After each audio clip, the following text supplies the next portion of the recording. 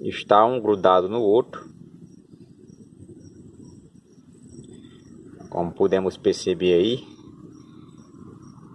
são dois besouros da mesma espécie. Estão aí cruzando, né? No linguajar popular.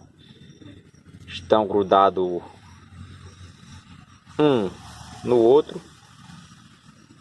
É uma coisa muito interessante.